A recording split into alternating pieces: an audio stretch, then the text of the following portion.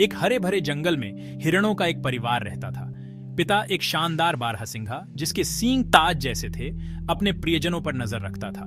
उसकी प्यारी हिरणी जिसकी आंखें शहद के कुंड जैसी थीं, अपने 2 नटखट बच्चों का पालन पोषण करती थी।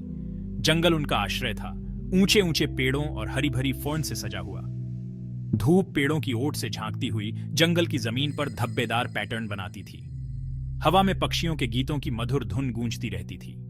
एक हल्की हवा जंगली फूलों और गीली मिट्टी की खुशबू बिखेरती थी। हिरणों का परिवार स्वतंत्र रूप से घूमता था। उनके खुरकाई से ढकी जमीन पर धीरे धीरे चलते थे। वे कोमल पत्तियों और मीठे जामुनों को खाते थे। वे क्रिस्टल क्लियर नदियों से पानी पीते थे। उनके शांतिपूर्ण राज्य में जीवन बहुत सुखी था। बच्चे, एक भाई और बहन, पेड़ों के बीच तितलियों का पीछा करते थे। वे फर्न के बीच लुका छिपी खेलते थे।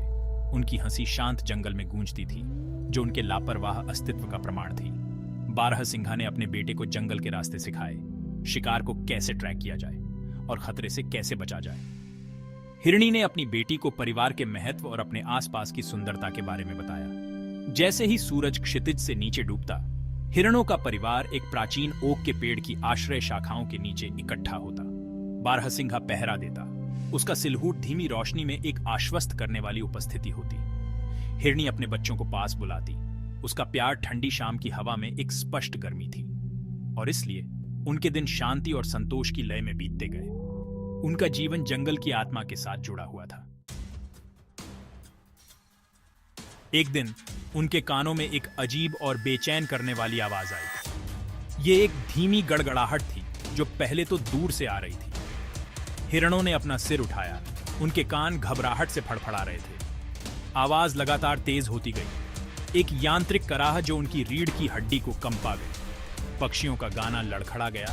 उसकी जगह एक अजीब सी खामोशी ने ले ली। बारहसिंघा ने हवा को सूंघा। उसके नथुने फड़क गए। खतरे की गंध तीखी और अपरिचित हवा में भारी पड़ी थी। उसने जमीन पर अपने पैर पटके। उसकी प्रवृत्ति उसे भागने के लिए चिल्ला रही थी। हिरनी ने अपने बच्चों को पास इकट्ठा किया। उसकी आंखें डर से फैली हुई थी। जिस स्वर्ग को वे इतने लंबे समय से जानते थे, उस पर आक्रमण किया जा रहा था। गड़गड़ाहट एक दहाड़ में बदल गई, क्योंकि जंगल की गहराई से राक्षसी मशीनें निकलीं। उनके धातु के पंजों ने अंडरग्राउंड को फाड़ दिया। उनके इंजनों ने जहरीले धुएं के गुब्बार उगल दिए। सदियों से खड़े पेड़ जमीन पर गिर पड़े। उनका गिरना मौत की घंटियों की तरह गूंज रहा था। हवा में चूरा और डर की गंध भर गई। हिरण परिवार डर के मारे देखता रहा, क्योंकि उनका घर उनकी आंखों के सामने टूट रहा था।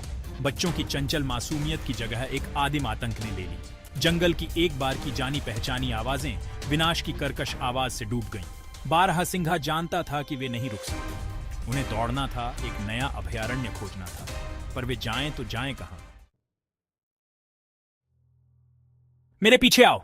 बारहसिंघा दहाड़ा। उसकी आवाज तात्कालिकता से भरी हुई थी। वह मुड़ा और भाग गया। उसके शक्तिशाली पैर उसे अतिक्रमणकारी विनाश से दूर ले जा रहे थे। हिरणी और बच्चे उसके ठीक पीछे पीछे दौड़े। उनके दिल उनकी छाती में तेज हो रहे थे। वे गिरते हुए पेड़ों को चकमा देकर उखड़े हुए फर्न के ऊपर से भागे। जंगल का फर्श, जो कभी उनका खेल का मैदान था, एक खतरनाक बाधा कोर्स बन गया था। शोर और अफरातफरी भारी थी। बच्चे ठोकर मारकर डर के मारे चिल्ला उठे, लेकिन बारहसिंघा ने उनसे आगे बढ़ने का आग्रह किया। हमें चलते रहना है, उसने हाँफते हुए कहा। धुएं और धूल से भरी हवा ने उनकी आंखों में चुभन पैदा कर दी। एक बार के परिचित रास्ते मलबे से अवरुद्ध हो गए थे। हिरण परिवार जंगल के अनजान दिल में गहरा और गहराई में जाने के लिए मजबूर हो गया। उनकी उम्मीद हर कदम के साथ कम होती गई। हिरणी ने निराशा का अनुभव किया। क्या उन्हें फिर कभी शांति मिलेगी? सूरज, जो कभी पत्तों के बीच एक स्वागत योग्य किरण था, अब धुएं के एक पीले रंग से ढका हुआ था। जंगल अंधेरा और खतरनाक हो गया था। परछाइयां खुद उनके खिलाफ साजिश रच रही थीं। जैसे ही वे दौड़े, बारहसिंघा अपने पीछे और अधिक पेड़ों के गिरने की आवाज सुन सकता था, उनकी दुनिया के टूटने की आवाज। वह जानता था कि वे हमेशा के लिए विनाश से आगे नहीं भाग सकते।